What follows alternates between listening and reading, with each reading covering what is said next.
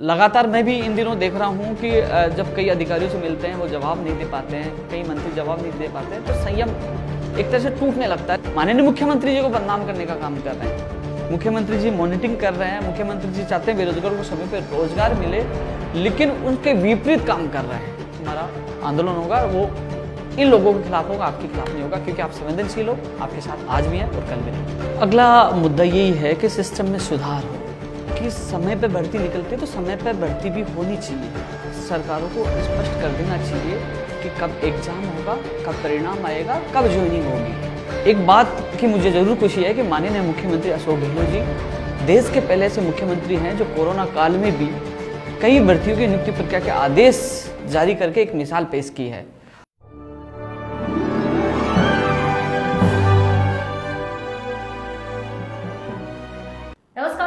सभी का स्वागत है। मैं हूं आपके साथ नीतू शर्मा। आज खास बातचीत में हमारे साथ हैं राजस्थान बेरोजगार एकीकृत महासंघ के संरक्षक और युवाओं की आवाज उपेंद्र यादव जी। सबसे पहले हम आपका स्वागत करते हैं हमारे चैनल में और आज हम जानेंगे इस खास बातचीत में युवाओं से जुड़े कुछ मुद्दों के बारे में। सर जी, सबसे पहले तो हम आपसे जानना चाहेंगे कि युवाओं की आप आवाज बन चुके हैं, काफी सारे काम आपने युवाओं के लिए किए हैं, तो अगला क्या मुद्दा है आपका युवाओं को लेकर? अगला मुद्दा यही है कि सिस्टम में सुधार हो। हम चाहते हैं कि समय पे भर्ती निकलती है तो समय पे भर्ती भी होनी चाहिए, यानी कि सरकारों को स्पष्ट कर देना चाहिए कि कब एग्जाम होगा, कब परिणाम आएगा, कब ज्वाइनिंग होगी। जिस प्रकार नेताओं के चुनाव फिक्स होते हैं कि कब चुनाव होगा, कब मतगणना होगी और कब वो शपथ लेगा, उसी प्रकार बेरोजगारों का भी कैलेंडर जारी होना चाहिए कि कब उसको ज्वाइनिंग मिलेगी, कितने दिन में ज्वाइनिंग मिल जाएगी। ऐसा नहीं कि भर्ती निकलती है 2013 से 2020 तक वो पूरी नहीं हो पाती। लेकिन एक बात की मुझे जरूर खुशी है कि माननीय मुख्यमंत्री अशोक गहलोत जी देश के पहले ऐसे मुख्यमंत्री हैं जो कोरोना काल में भी कई भर्तियों की नियुक्ति प्रक्रिया के आदेश जारी करके एक मिसाल पेश की है और लगातार वो भर्तियों को लेकर संवेदनशील है, मॉनिटरिंग कर रहे हैं। और मुझे आशा है कि बेरोजगार के प्रति वो हमेशा ऐसे ही संवेदनशील रहेंगे। लेकिन जो तमाम मांगों को लेकर हम संघर्ष कर रहे थे पिछली सरकार में भी, इस सरकार में भी जो अधिकारी लापरवाही कर रहे थे, हम चाहते थे कि भर्तियों का कैलेंडर जारी हो, समय पे बेरोजगार को रोजगार मिल सके। सर, ये आपने बताया कि बेरोजगारों की भर्ती के लिए अभी आप संघर्ष कर रहे हैं। पिछले काफी दिनों से देखा है कि आपके जो संघ है उसकी तरफ से कोई भी धरना प्रदर्शन या ऐसी कोई घटनाएं सामने नहीं आई हैं। तो क्या आपको लगता है कि जो सिस्टम से जो आपकी मांग है वो अभी हाल फिलहाल पूरी हो चुकी है या अभी भी आप उसके लिए संघर्षरत हैं?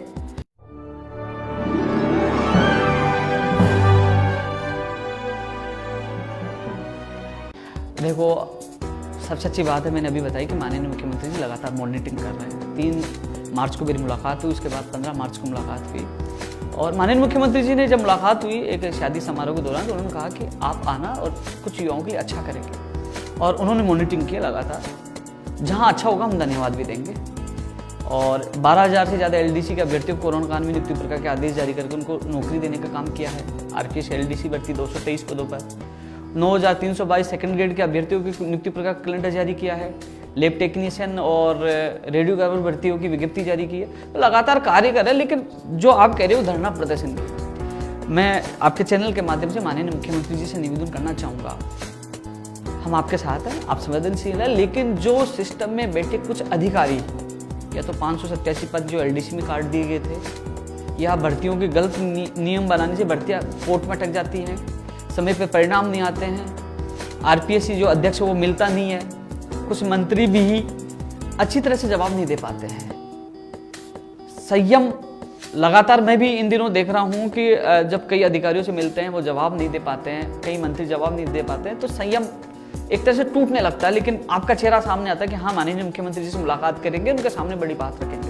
लेकिन आप कह रहे हो धरना प्रदर्शन की, वो कहते हैं ना कि पिस्तौल रखना छोड़ा है, गोली चलाना नहीं बोला है, संघर्ष को विराम दिया है, संघर्ष करना नहीं बोला है। यदि जो तमाम अधिकारी और मंत्री माननीय मुख्यमंत्री जी की शिकायत के बाद भी अपना रवैया चेंज नहीं करते, तो वही मैदान होगा, वही संघर्ष होगा और इस बार आर पार की लड़ाई होगी। और फिर उन लोगों को भी एहसास होगा कि राजस्थान के युवा हर चीज़ को बदलना जानते हैं। लेकिन उससे पहले मैं माननीय मुख्यमंत्री जी से मिलूंगा, शिकायत भी करूंगा कि वो किस तरह से माननीय मुख्यमंत्री जी को बदनाम करने का काम कर रहे हैं। मुख्यमंत्री जी मॉनिटरिंग कर रहे हैं, मुख्यमंत्री जी चाहते हैं बेरोजगारों को समय पर रोजगार मिले, लेकिन उनके विपरीत काम कर रहे हैं। गलत नियमों को नई भर्तियों में जोड़ा जा रहा है। तो ऐसे में मैं एक बार माननीय मुख्यमंत्री जी से शिकायत करूंगा, फिर उसके बाद भी यदि इस पे कोई कार्रवाई नहीं होती तो हम खुद उनके खिलाफ सड़कों पे उतरेंगे और मैदान उतरेंगे। सर, बात करें भर्तियों की तो ऐसा देखा जाता है कि राजस्थान में भर्तियों में जो आरक्षण है, जैसे जो बाहर के उम्मीदवार जो आते हैं उन्हें दिया जाता है, लेकिन अन्य जो राज्य है उनमें ऐसा नहीं है। तो इसको लेकर आपका क्या आगे रहेगा कि जो राजस्थान के जो कैंडिडेट्स हैं उस पर उनके साथ में नाइंसाफी होती है? देखो, 11 अक्टूबर को माननीय मुख्यमंत्री जी से मेरी मुलाकात हुई थी और उनके सामने बड़ी मजबूती से मैंने बात रखी थी। जो 21 से 22 राज्यों में राजस्थान वालों को 0% लिया जाता है जी। शैक्षणिक योग्यता के आधार पर, स्थानीय निवासी के आधार पर, और इसके अलावा और कई चीजें लागू कर देते हैं वहां। तो उन लोगों को राजस्थान वाले वहां फॉर्म नहीं भर पाते हैं और वह स्थानीय भाषा को भी लागू कर दिया जाता है। जबकि राजस्थान में जो सामान्य श्रेणी का 50% वो कितने भी आ सकते हैं। ऐसा आपने देखा कई भर्तियों में बाहरी राज्यों वालों को ज्यादा चयन हुआ है। तो 11 अक्टूबर को माननीय मुख्यमंत्री जी के सामने मैंने बात रखी थी। मुख्यमंत्री जी ने इस संबंध में मुख्यमंत्री कार्यालय से आदेश भी जारी हुआ था कि परीक्षण करवा के इसमें अग्रिम कार्रवाई की जाएगी। लेकिन मैं लगातार कह रहा हूँ, अधिकारी की लापरवाही। जो IAS अधिकारी बाहर के हैं वो नहीं चाहते कि राजस्थान के बेरोजगारों को भला हो, और लगातार 2 साल तक हमने संघर्ष किया है। एक जो राज्य की पॉलिसी जो हमने तथ्य इकट्ठे किए, मैं और मेरा संगठन लगातार इसके लिए लड़ाई लड़ रहे हैं। हालांकि कई MLA इससे समर्थन में आ रहे हैं, लगातार लेटर लिख रहे हैं। मैं भी माननीय मुख्यमंत्री जी से निवेदन करूंगा, सरकारी भर्तियों में भी बाहरी राज्यों वालों को रोका जाए और प्राइवेट क्षेत्र में बाहरी राज्यों वालों को रोका जाए, क्योंकि अन्य राज्यों में राजस्थान वालों को नहीं ले रहे हैं। ये लड़ाई प्रदेश के हित में है, प्रदेश के युवाओं के हित में है। मुझे विश्वास है माननीय मुख्यमंत्री जी जल्दी फैसला लेंगे। बाहरी राज्यों के अभ्यर्थियों को यहाँ उन पर रोक लगाई जाएगी, क्योंकि यूपी, महाराष्ट्र और हरियाणा में तो अभी कहा कि साल भर तक भर्तियां नहीं की जाएगी। ऐसे में राजस्थान में रीट 31,000 पदों पे होने वाली है, फर्स्ट ग्रेड है, कंप्यूटर शिक्षक भर्ती है, रेडियो, जो अन्य भर्तियां होने वाली है, बाहरी राज्यों वाले तो यहाँ आ जाएंगे। तो राजस्थान के अभ्यर्थियों को कुछ मौका नहीं मिलेगा। तो मैं भी माननीय मुख्यमंत्री से गुहार करता हूँ कि इस पर तत्काल एक्शन ले, बाहरी राज्यों का राजस्थान में कोटा खत्म करे। कोटा तो हालांकि है नहीं, लेकिन 50% वो कितने भी आ सकते हैं, तो उन पर रोक लगाई जाए, जिससे राजस्थान के बेरोजगार को ज्यादा से ज्यादा लाभ हो सके।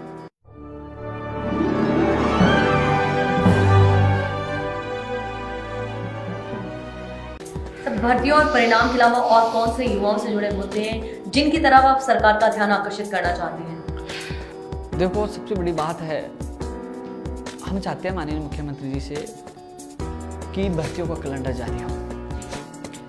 LDC भर्ती 2018 की नियुक्ति प्रक्रिया शुरू हो चुकी है, लेकिन उनका कैलेंडर करीब महीने भर पहले जारी हो गया था।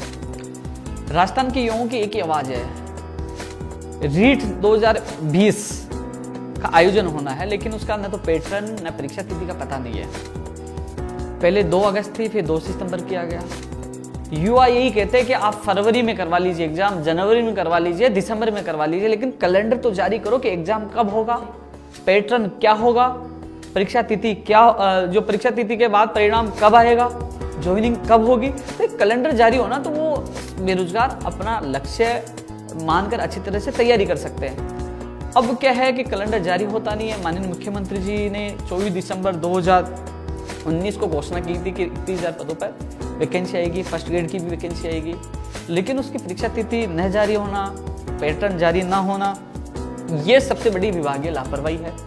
माननीय शिक्षा मंत्री जी से मैंने निवेदन किया है, शिक्षा मंत्री जी को कई सुझाव दिए कि सेकंड ग्रेड का भी कैलेंडर जारी करो, आप LDC का कैलेंडर जारी करो। उन्होंने दोनों कैलेंडर जारी किया। आज कोई भी बेरोजगार शिक्षा मंत्री जी को और किसी मंत्री को ज्ञापन नहीं देता। आज वो इंतजार कर रहे हैं कि हाँ, हमें 24 जुलाई के बाद सेकंड ग्रेड में ज्वाइनिंग मिल जाएगी, हमें 30 जुलाई से हमें LDC में ज्वाइनिंग मिल जाएगी। वो जब तक उनको कैलेंडर जारी नहीं होता, बेरोजगार चिंतित होता है हमें ज्वाइनिंग कब मिलेगी। वो फोन करते हैं, ज्ञापन देते हैं, धरना प्रदर्शन करते हैं। जब कैलेंडर जारी हो जाता है तो वो किसी को परेशान नहीं करते। जैसे दोनों भर्तियों में कैलेंडर जारी होने से ना मंत्री जी को समस्या हुई, ना सरकार को समस्या हुई और बेरोजगार खुश है। उसी प्रकार कोई भी भर्ती हो कि भैया कंप्यूटर शिक्षक भर्ती कब करवाएंगे, 2021 में करवाएंगे, 22 में करवाएंगे, 20 में करवाएंगे, रीट कब करवाएंगे, कौन सी भर्ती क्या करवाएंगे, तो वो विसंगतियां हैं जो कैलेंडर नहीं जारी करना, उनको दूर करना चाहिए, जिससे बेरोजगार अपनी तैयारी कर सके और वो सरकार के प्रति वो कभी आक्रोशित न हो, आंदोलन उनको करने की आवश्यकता नहीं पड़े। इसके अलावा इस चैनल के माध्यम से माननीय मुख्यमंत्री जी से मैं गुहार करना चाहूँगा कि जो ऊर्जा विभाग की जो भर्तियां हैं, जिसमें मात्र 50,000 के करीब अभ्यर्थी ही आवेदन कर पाते हैं, उनका परीक्षा केंद्र दिया जाता है यूपी बिहार। और वहाँ क्या होता है, वहाँ के लोग उस सेंटर को खरीद लेते हैं और वो वहीं के लोग सेटिंग करके नौकरी लग जाते हैं। जब राजस्थान में अधीनस्थ बोर्ड, आरपीएससी और जो राजस्थान की जो तमाम जो बड़ी बड़ी भर्तियां हैं, जिसमें 15 से 16 लाख लोगों के एग्जाम राजस्थान यहीं करवाता है, इनका परीक्षा केंद्र यहीं देता है, तो क्या 50,000 अभ्यर्थियों की परीक्षा केंद्र यहाँ नहीं दे सकते? यदि यहाँ परीक्षा केंद्र देते तो सही तरीके से वो भर्ती हो पाएगी, राजस्थान के बेरोजगारों को फायदा होगा, नहीं तो घपला होता रहेगा। और ये गड़बड़ियां क्यों है कि इसमें मिली भगत होती है अपने लोगों को लगाने के लिए, जिसमें कई आईएएस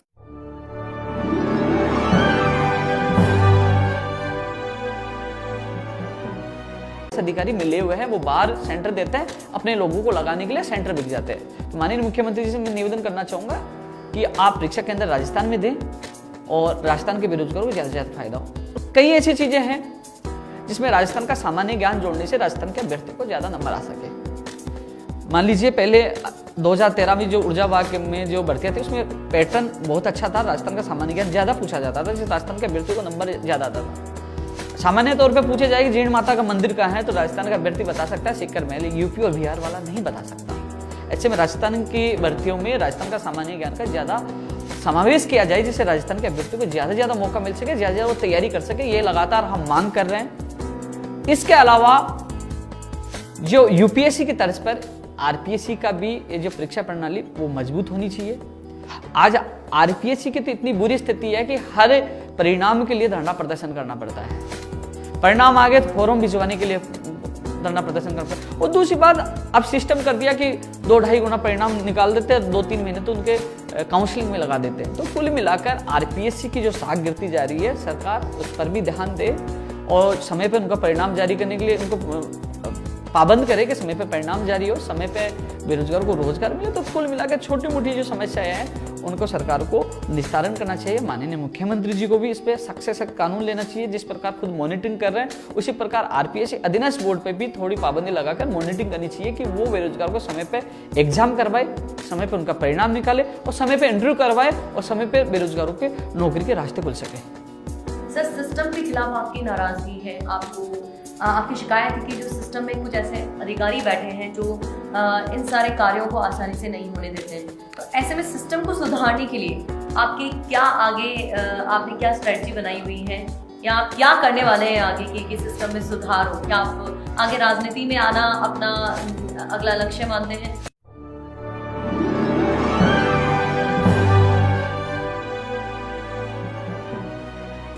देखो, ये मेरे इंटरव्यू देखने के बाद कई लोग कहेंगे कि ये तो गहलोत जी के कैंप के हैं और सीएम साहब की लगातार बढ़ाई कर रहे हैं।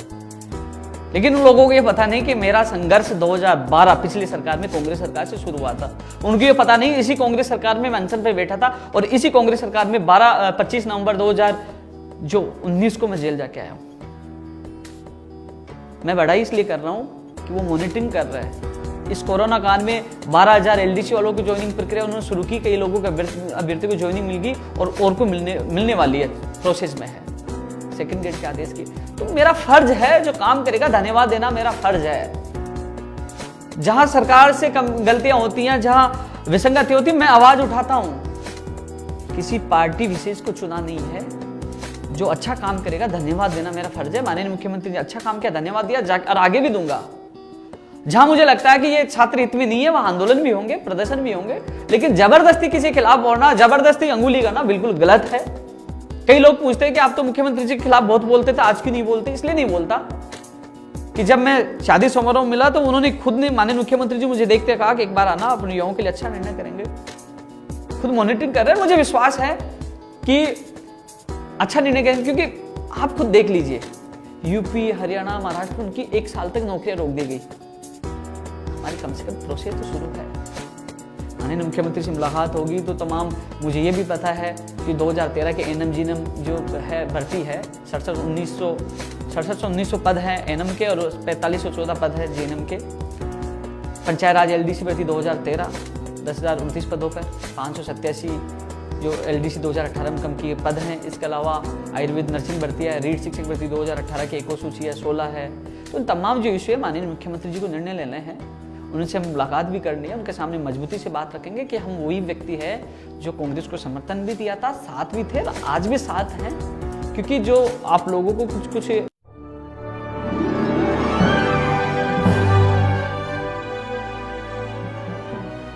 माननीय मुख्यमंत्री तक सही रिपोर्ट नहीं पहुंचा रहे, अधिकारी गुमराह करते हैं, गलत रिपोर्ट पहुंचाते हैं, तो मुझे विश्वास है कि जब माननीय मुख्यमंत्री से मुलाकात होगी तो ये जो मैंने कुछ भर्तियां बताई, इसके अलावा और भी मुद्दे जो तमाम है बेरोजगारों के, माननीय मुख्यमंत्री उस पर एक्शन लेंगे, उनको राहत प्रदान करेंगे।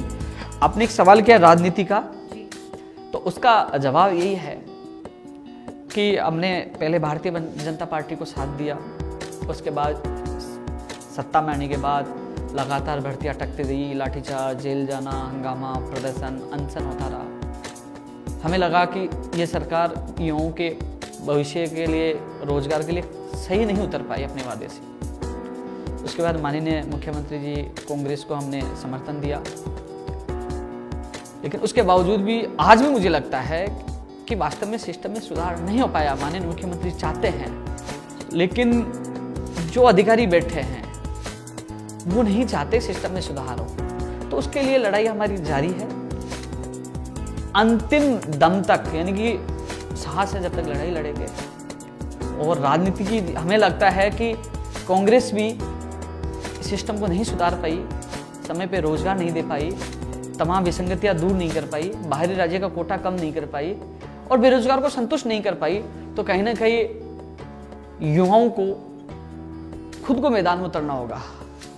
शायद 2023 में युवा हर विधानसभा में अपने आप को ये नहीं कहेंगे कि हाँ मैं उम्मीदवार हूं, क्योंकि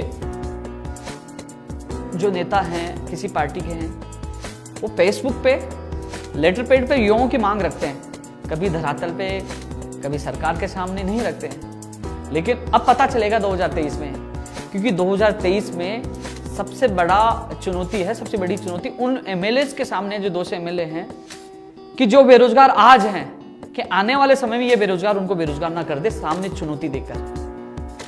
हो सकता है हम खुद भी 200 एमएलए को चुनाव लड़वा दे, लेकिन 2023 बहुत दूर है, क्योंकि बेरोजगारी की स्थिति बहुत भयंकर, बहुत बेकार होने वाली है। और जिस प्रकार मैं आज भी, अभी भी, कि ऐसी नौबत नहीं आए कि युवाओं को मैदान में उतरना पड़े। मुझे विश्वास है माननीय मुख्यमंत्री जी पर। मैं लगातार इस इंटरव्यू में विश्वास इसलिए जता रहा हूं क्योंकि अन्य राज्यों की बजाय माननीय मुख्यमंत्री जी संवेदनशील है और भर्ती को लेकर काम भी कर रहे हैं, और कहीं ना कहीं वो बदलाव भी लाएंगे, कहीं ना कहीं बेरोजगारों के लिए अच्छी नीति भी लेके आएंगे। कई ऐसे आइडिया हमारे पास हैं, उसमें बदलाव, उस आइडिया से यदि काम होता है तो कहीं ना कहीं बेरोजगारी भी कम होगी और प्रदेश का स्तर भी मजबूत होगा। और जिस प्रकार हमने समर्थन दिया था, हमें आशा थी कि कांग्रेस पार्टी में युवाओं को समय पर रोजगार मिलेगा, उनको खुशियां मिलेगी, लेकिन अभी तक तो मेरे दिल की बात यही है कि अभी तक तो हमें हताशा मिली है, केवल माननीय मुख्यमंत्री जी को छोड़कर, कि वो हालांकि मॉनिटरिंग कर रहे हैं, कोशिश कर रहे हैं। बीच में कोरोना आ गया, जब पटरी पर सही स्थिति वापस होने लगी तो कोरोना आ गया, लेकिन फिर भी माननीय मुख्यमंत्री से ये निवेदन करेंगे कि आप युवाओं से उनकी चर्चा कर कर, समस्याओं को सुनकर उनका निस्तारण करने की कोशिश करें, जिससे युवाओं में आक्रोश ना हो, वो धरना प्रदर्शन ना करें। क्योंकि धरना प्रदर्शन करते हैं तो माननीय मुख्यमंत्री तक वही मंत्री कि साहब ये तो आपको बदनाम करना चाह रहे हैं, साहब ये तो आपके खिलाफ आंदोलन कर रहे हैं, साहब ये तो कांग्रेस सरकार को बदनाम कर रहे हैं, साहब ये तो ये कर रहे हैं। लेकिन माननीय मुख्यमंत्री जी, मैं आपसे निवेदन करना चाहता हूँ, मजबूरी होती है जब किसी मंत्री के पास जाए और बेइज्जती करे, सुने नहीं, बोले कहाँ से आ गए, अधिकारी नहीं सुने, भर्तियों को अटका दे, तो दिल रोता है। फिर मजबूरी में हमें मैदान में आना पड़ता है, संघर्ष करना पड़ता है। तो ऐसी स्थिति नहीं आए कि हमें दोबारा आना पड़े, क्योंकि हमें मौका दो। हम आपके सामने बात रखना चाहते हैं कि हाँ, कौन सा अधिकारी, कौन सा मंत्री लापरवाही कर रहा है और किस वजह से बेरोजगारों में आक्रोश है। यदि आप हमें मौका दोगे तो हम बताएंगे क्या कमी है, और यदि मौका नहीं मिलेगा तो मजबूरी में हमें आंदोलन भी करना पड़ता है, अनशन भी करना पड़ता है, सड़कों भी आना पड़ता है। तो शायद मैं बड़ी आशा के साथ माननीय मुख्यमंत्री से निवेदन करना चाहूँगा कि आप जल्द से जल्द युवाओं को बात रखने के लिए हमें मौका दें, जिससे हम आपको हमारी पीड़ा बता सके, जिससे भविष्य में आंदोलन न हो। अन्यथा जो स्थिति वर्तमान की है, जो अधिकारी तानाशाही कर रहे हैं, पद काट रहे हैं, भर्तियों को अटका रहे हैं, समय परिणाम नहीं दे रहे हैं, जो मंत्री सुन नहीं रहे हैं, कोर्ट में जाना पड़ रहा है, कोर्ट से आदेश हो गया तो उसको इग्नोर कर रहे हैं। तो ऐसी स्थिति से मुझे लगता है कि आने वाले समय में बहुत बड़ा आंदोलन हो सकता है। वो मजबूरी में हमारा आंदोलन होगा और वो इन लोगों के खिलाफ होगा, आपके खिलाफ नहीं होगा, क्योंकि आप संवेदनशील हो, आपके साथ आज भी हैं और कल भी रहेंगे। इस खास बातचीत में हमारे साथ हैं राजस्थान बेरोजगार एकीकृत महासंघ के संरक्षक उपेंद्र यादव जी। आज उपेंद्र यादव जी बहुत सारे युवाओं की आवाज बन चुके हैं। इनके संघर्ष का परिणाम है कि युवाओं को जो उनकी भर्ती और परिणाम से जुड़े मुद्दे हैं, जिनसे उन्हें काफी परेशानी का सामना करना पड़ता है, वो आपकी वजह से उन्हें आसानी से ये मुद्दे सॉल्व हो जाते हैं। और इस खास बातचीत में बस इतना ही। देखते रहिए द एंगल। नमस्कार।